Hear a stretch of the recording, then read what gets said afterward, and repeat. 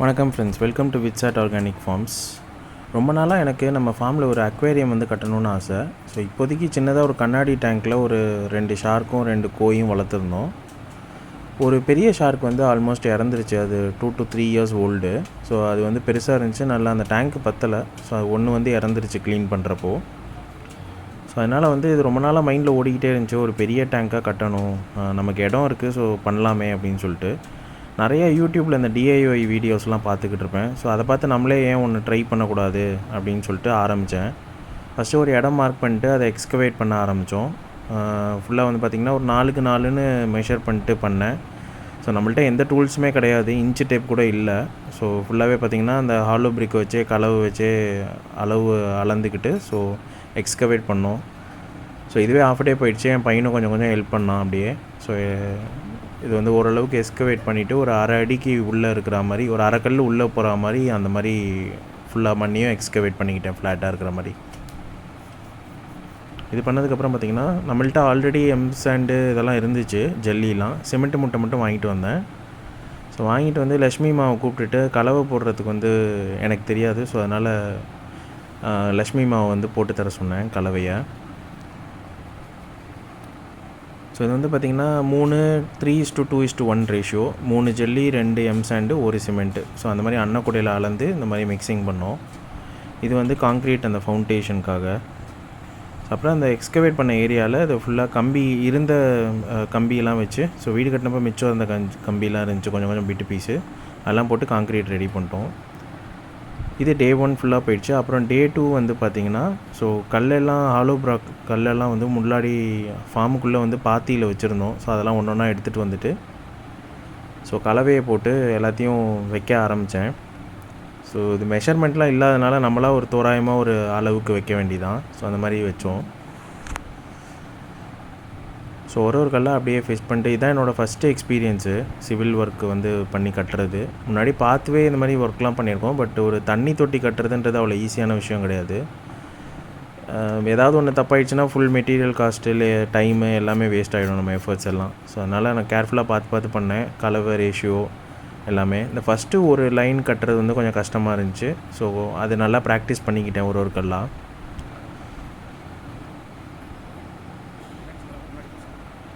இன்னொரு 14 பிரிக்ஸ் வந்து வச்சுருப்போம். நடுவில் வந்து பைப்பும் அவுட்லெட்டும் கொடுத்துருக்கேன், ட்ரெயின் பைப்பும். ஸோ ஃபஸ்ட்டு ரோ மட்டும்தான் ரொம்ப கஷ்டமாக இருந்துச்சு. செகண்ட் ரோலாம் ஓரளவுக்கு செட் பண்ணிட்டேன். இதில் வந்து பார்த்திங்கன்னா கார்னரில் செங்கல் வந்து கொடுக்க வேண்டியதாக போயிடுச்சு.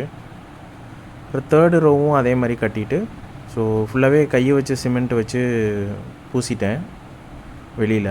ஸோ ஓரளவுக்கு தெரியாத மாதிரி உள்ளுக்குள்ளே வந்து பூச ட்ரை பண்ணேன். ஸோ அது சரியாக ஃப்ளாட்டாக வரல. ஸோ எதாவது லீக் ஆகிடுமோ அப்படின்னு சொல்லிட்டு பயம் வந்துருச்சு. நம்ம கலவை வந்து அவங்க கொத்தனார்லாம் அடிக்கிறது பார்த்திங்கன்னா அப்படியே சல்ப்னு அடிப்பாங்க, அப்படியே அது நல்லா ஒட்டிக்கும். நம்ம அடிக்கிறப்ப அது கீழே அப்படியே விழுந்துருது. அதனால் க்ளவுஸ் போட்டு ஃபுல்லாகவே கையை வச்சே அது பூசுகிற மாதிரி ட்ரை பண்ணேன். பட் இருந்தாலும் ஒழுங்காக வரலன்னா ஃபுல்லாக எஃபர்ட்டும் வேஸ்ட் ஆகிடுமேன்னு சொல்லிட்டு, நமக்கு தெரியாத விஷயத்த பண்ண வேணான்னு சொல்லிட்டு அப்புறம் ஆளுங்களை கூப்பிட்டுக்கலாம் கொத்தனார் அப்படின்னு சொல்லிட்டு பக்கத்து வீட்டில் ஒருத்தரை கூப்பிட்டுருந்தோம். ஸோ அவங்க வந்து ஃபுல்லாக பூசி கொடுத்துட்டாங்க, உள்ளேயும் வெளியவும். இதுக்குள்ளேயும் பார்த்திங்கன்னா ஒரு வாட்டர் ஃபால் வைக்கலான்னு அப்புறம் ஒரு ஐடியா வந்துச்சு. ஸோ அக்வேரியம் ஃபில்டர் அந்த பயோ செராமிக் பால்ஸ்லாம் போட்டு அது ஒரு டேங்க் மாதிரி வச்சு, ஸோ அதுலேருந்து வாட்டர் ஃபால் ஃப்ளோ ஆகிற மாதிரி வச்சு செட் பண்ணலான்ட்டு சொல்லிட்டு ஒரு ஐடியா வந்துச்சு. ஸோ அதையும் கையோடு பண்ணிட்டேன். அப்புறம் வந்து பார்த்திங்கன்னா சைடெல்லாம் பூசிட்டு வெளியெல்லாம் பூசிட்டு உள்ளேயும் ஒரு வாட்டி இந்த சிமெண்ட் பாலை கரைச்சி ஊற்றி நல்லா பேஸ்மெண்ட் வளவலன்னு பண்ணி கொடுத்துட்டாரு. ஸோ ஜஸ்ட்டு அவங்க 2 ஹவர்ஸ் தான் பண்ணாங்க. ஏன்னா முக்கால்வாசி வேலை நம்மளே பண்ணிட்டோம். ஜஸ்ட்டு 2 ஹவர்ஸ் அவங்க வந்து இதை பூசி கொடுத்து இது பண்ணி கொடுத்துட்டாங்க. நல்லா நீட்டாக ஃபினிஷிங் பண்ண மாதிரி ஆயிடுச்சு.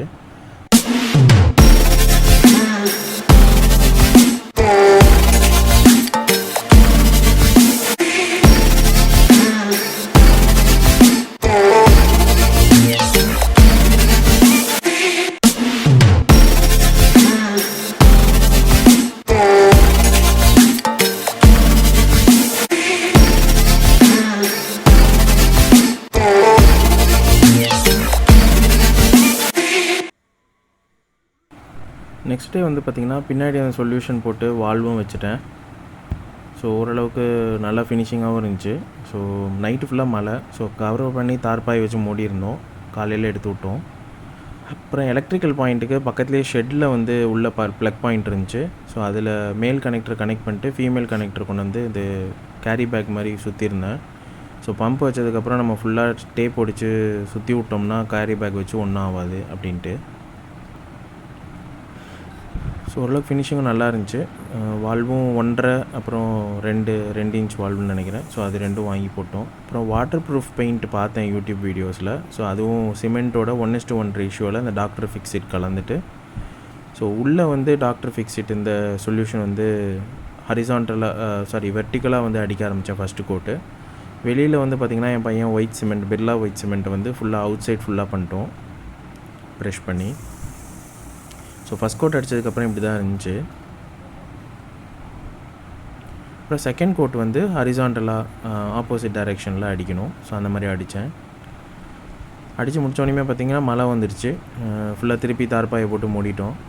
நல்ல வேளை ஒன்றும் உள்ளே லீக் ஆகலை. 1 or 2 ட்ராப்ஸ் தான் வந்து பட்டுச்சு. ஸோ ஈவினிங் வந்து பார்த்திங்கன்னா ஃபுல்லாக அதை காய விட்டோம் 4 to 5 hours. அப்புறம் ஈவினிங் வந்து டெஸ்ட் பண்ணிட்டு வாழை மட்டையை போட்டு அது கெமிக்கல்ஸ் இருந்துச்சுன்னா போயிடும்னு சொல்லிட்டு விட்டோம். அப்புறம் வந்து பார்த்திங்கன்னா ஒரு 2 பேர் கோல்டும் 2 பேர் கோயும் 2 பேர் ஷார்க்கும் வாங்கிட்டு வந்தேன். ஆல்ரெடி நம்மள்ட்ட வந்து பார்த்திங்கன்னா ஒரு பெரிய ஷார்க் இருக்குதுன்னு சொல்லியிருப்பேன். ஸோ அதுதான் இந்த ஷார்க்கு.